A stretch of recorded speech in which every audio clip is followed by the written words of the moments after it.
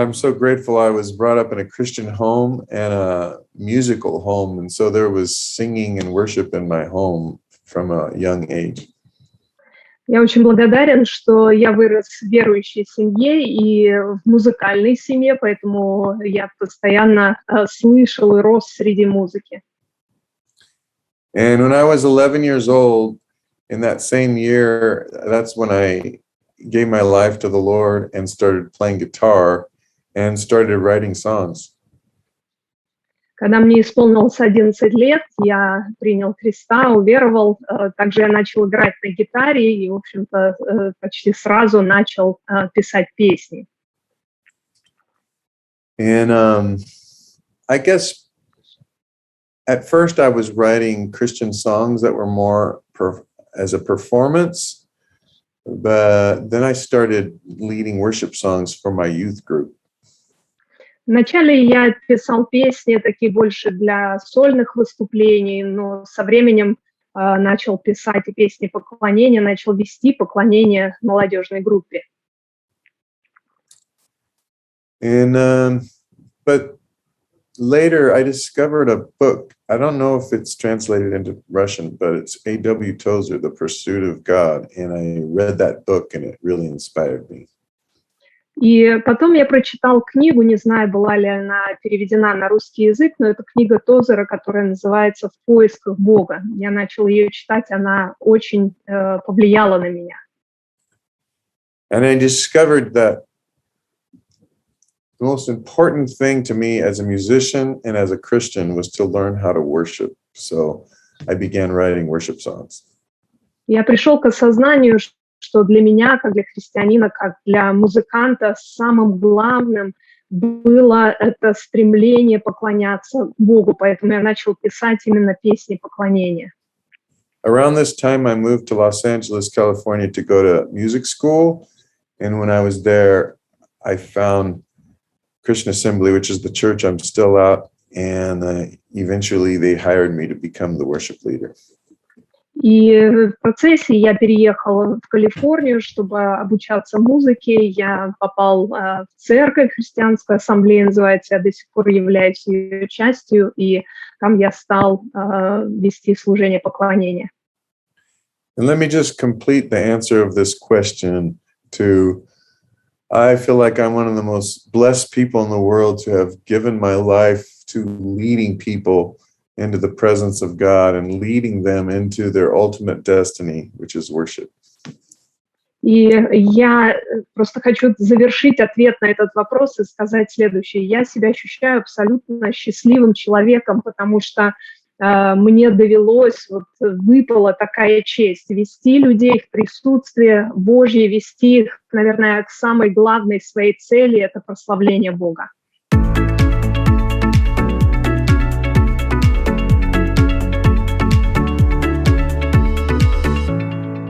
The most important thing is that we model and we teach people, this is super obvious, how to authentically worship God. Наверное, я скажу что-то очевидное, но с моей точки зрения самое важное – это учить людей и быть примером для них в том, как поклоняться Богу искренне. We often hear the phrase, I have a personal relationship with God. Well, learning how to worship God is one of the biggest keys in developing our personal relationship with Him. Мы часто слышим фразу, что у меня есть личное отношение с Богом, но вот искреннее поклонение, мне кажется, один из ключевых моментов, который позволяет нас или ведет нас вот в этих личных отношениях с Богом. When a person learns how to authentically worship God, they go beyond knowing about God to knowing God personally. Мне кажется, когда человек начинает понимать, что значит, и начинает искренне поклоняться Богу, то он переходит от каких-то знаний о Боге к более личному познанию Бога. And so it's very important that as a worship leader, you're not just singing songs and performing, but you are being sincere in your worship in front of all the people, and that will inspire them to sincerely worship and connect with God. И поэтому для нас, лидеров поклонения, очень важно не просто петь песни, не просто вести других людей или выступать, но очень важно самим искренне, всесердечно поклоняться Богу.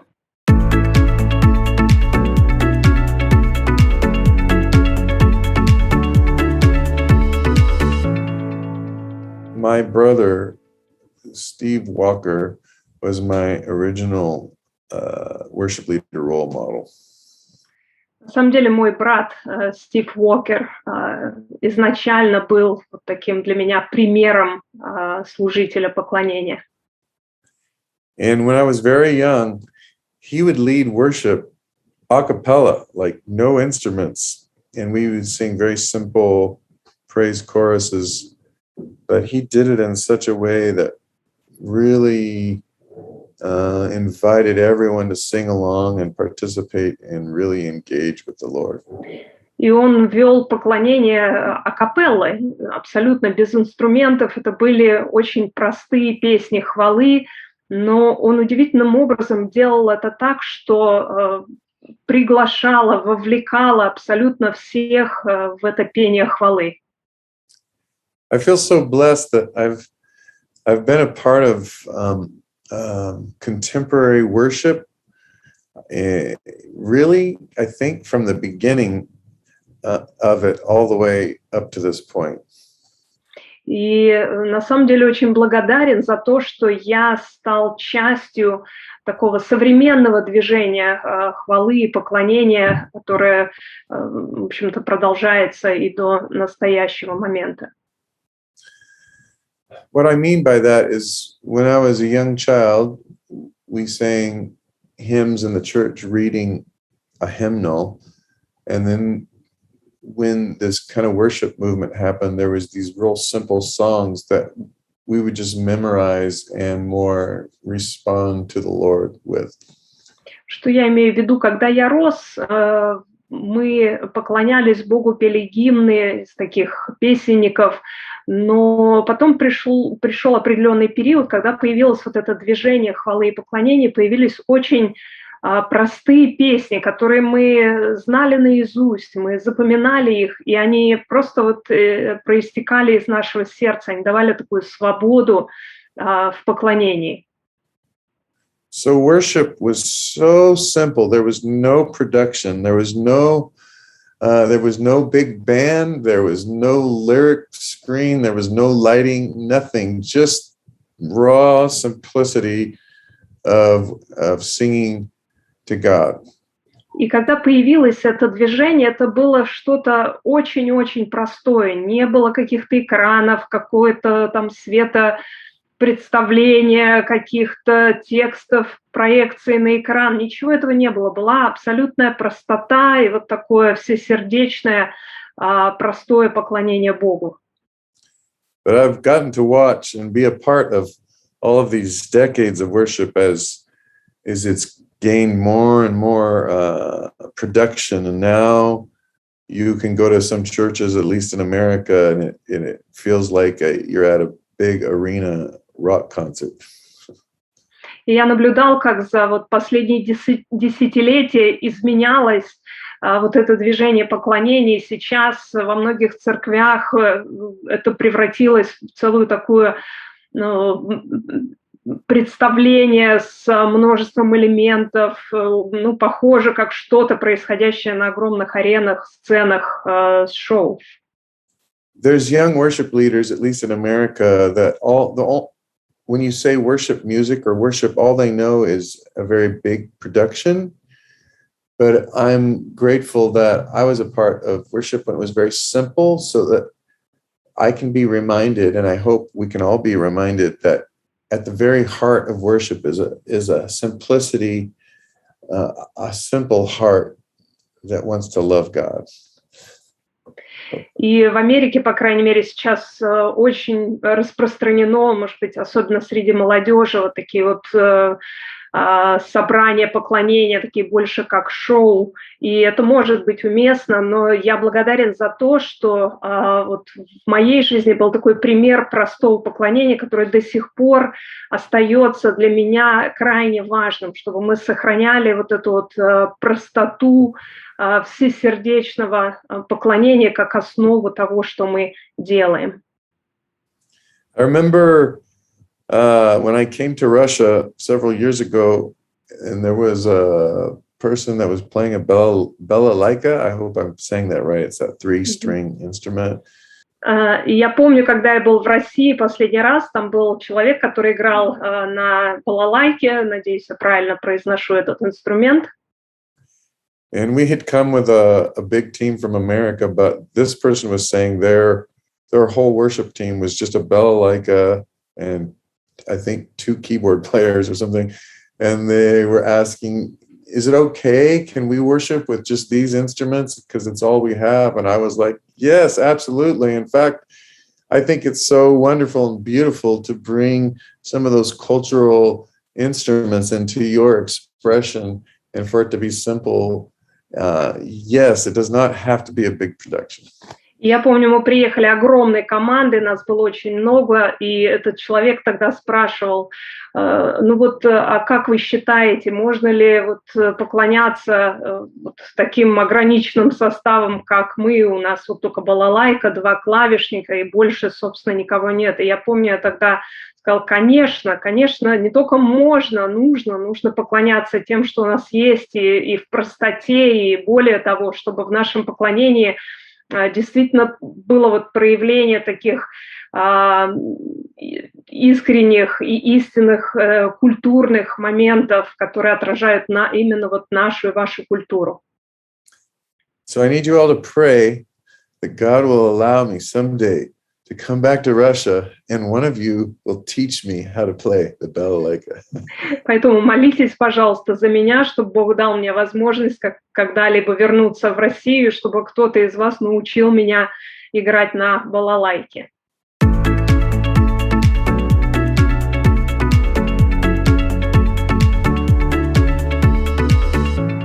When I was doing a concert, and it's still a mystery to me. I was strumming, and somehow I lost my pick, and I couldn't find it anywhere. And then it turned out my pick somehow flicked onto my head, and then fell off my head and landed in my hand. All this is happening while I'm leading a song. Однажды я вел прославление, пел, и у меня из рук выпал медиатор. Выпал, я везде смотрю, пытаюсь как-то продолжать играть, нигде найти ее не могу, а он каким-то чудесным образом приземлился мне на голову. И вот я пытаюсь дальше продолжать вести, чуть наклонился, и медиатор выпал снова с головы мне прямо в руки. Все это происходило в процессе того, как я пытался продолжать вести прославление. But let me say one more, because this is the most common worship leader mistake, and I've done it many times. Еще, правда, хочу один случай рассказать, потому что он отражает одну из наиболее распространенных ошибок лидеров поклонения. So you have a song, you're playing in the key of G, right? Вот вы ведете песню в тональности соль. And the 4th chord in the key of G is C. И 4-й аккорд в тональности соль — это до. And so there's worship songs that don't start on the 1 chord; they start on the 4 chord. И бывают песни, которые начинаются не с 1-го аккорда, а с 4-го. But what happens is you're forgetting that it's the 4th chord when you're starting that next Но когда song. ты начинаешь играть песню, ты забываешь, что ты начинаешь с 4-го аккорда.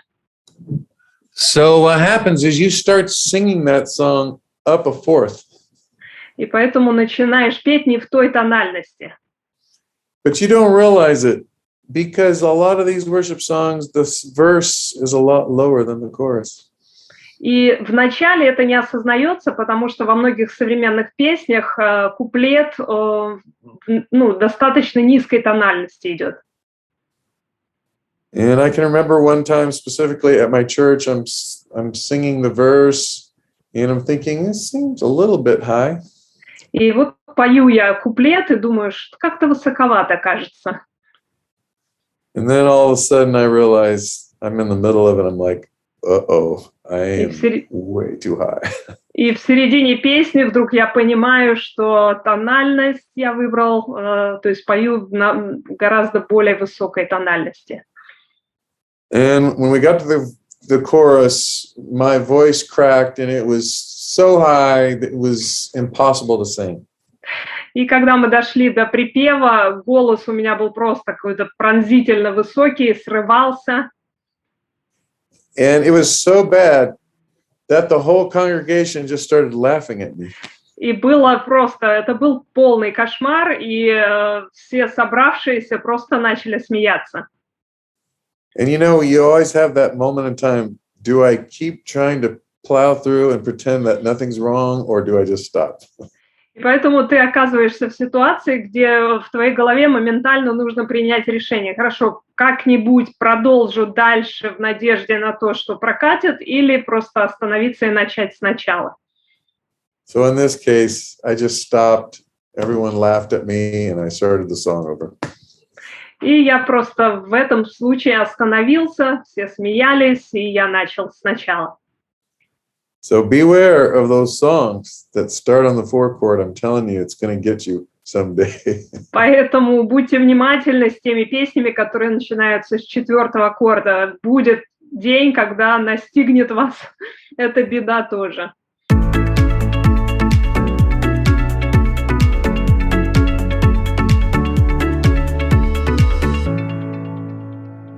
For those of you who want to make worship leading a lifelong mission, I would say this. Я мог бы многое сказать, но, наверное, для тех из вас, кто сейчас начинает это служение и хотел бы вести людей в поклонении, сделать это главной частью своей жизни, я скажу следующее. You need to contend to believe and trust that God is at work when you're leading and serving. Вам нужно иметь веру, убежденность в том, что Бог держит все в своих руках и направляет вас в процессе того, как вы ведете людей. If you don't believe that God is actually touching people and eternal things are being transacted, you'll get discouraged and you'll quit, you'll give up. Вам нужно постоянно продолжать верить в то, что Бог действует через это служение. Если вы перестанете верить в то, что Бог каким-то образом касается жизни и совершает в них какие-то свои вечные цели, то придет момент, и вы просто разочаруетесь. 1 Corinthians 15:58 says, "Be strong and immovable." 1 Коринфянам 15:58 гласит: «Будьте тверды». Always work enthusiastically for the Lord, because you can know that nothing you do for Him is ever useless. It's never in vain. Трудитесь для Господа всегда с энтузиазмом, зная, что ничто не пройдет и не останется напрасным. And if you can know and be assured that God is working through your life every time you lead, you'll be able to withstand the discouraging times. И если вы будете все время трудиться и вести поклонение с убеждением, что Бог каким-то образом действует через вас, то вы сможете устоять в самые трудные моменты и ситуациях, которые могли бы вас разочаровать, но вы устоите.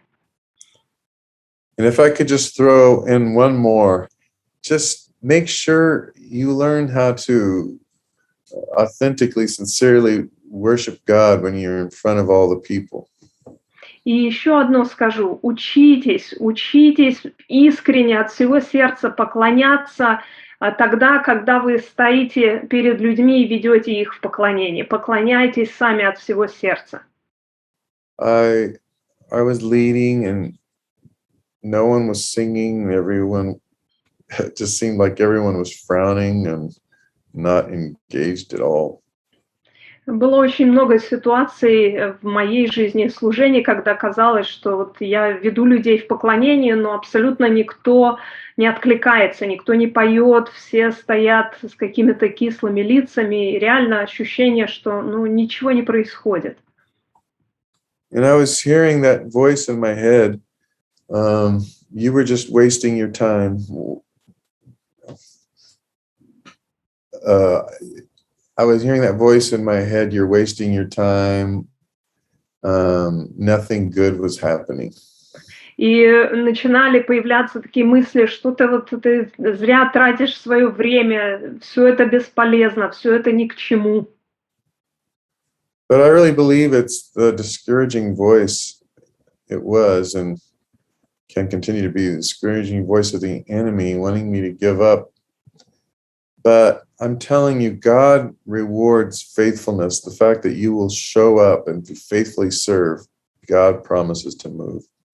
Но я осознавала, верила в то, что вот этот голос разочарования, голос отчаяния — это вражеский голос. И очень важно было продолжать верить и в то, что Бог действует, Бог вознаграждает верность, когда ты все равно продолжаешь верно совершать свое служение.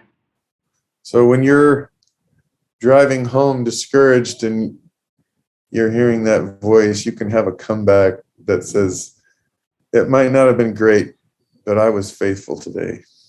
И когда вы возвращаетесь домой, у вас в голове начинают прокручиваться эти мысли о том, что все напрасно, что ничего не получается, повторяйте себе о том, что и будьте благодарны за то, что вы смогли остаться верными и совершать то, к чему вас призвал Господь. You know, the church worldwide is in a discouraged state right now because of COVID and various political issues going on around the world. И вы знаете, церковь по всему миру сейчас в весьма таком отчаянном положении и в связи с COVID, и в связи с различными политическими ситуациями. But I read in the Bible in my devotions this morning, the harvest is ready, but the workers are few. Но сегодня я читал в свое молитвенное время утром Писание, где говорится, что поля побелели, жатва готова, а работников мало. I want you to be encouraged to be a part of God's church with a capital C and His kingdom that is happening all over the world. We need you to step up and bring worship and bring His truth to the church like never before. Но я хочу ободрить вас, чтобы вы подвязались и были частью церкви, церкви с большой буквы, церкви вселенской, которая по всему миру провозглашает, которая поклоняется Господу и провозглашает Его Царство. God is promising you, if you'll just show up and be faithful, He will do eternal, miraculous things. И Бог обещает, что если вы просто подниметесь, придете, встанете и будете трудиться, то Он будет совершать чудесные дела через вас. And I'm not only talking to worship leaders, I'm talking to musicians and sound men and tech people, whatever your gift would be. И это относится не только к тем, кто ведет прославление, это относится и к музыкантам, это и относится к тем, кто у нас звукорежиссеры и так далее, абсолютно ко всем. Just imagine what would happen if all the Christians in the world served in some way this Sunday at their church. The world would be changed overnight. Представьте, если бы абсолютно все пришли вот с этим отношением в сердце, верности, послужить Господу, перевернулся бы мир, перевернулись бы наши церкви в хорошем смысле.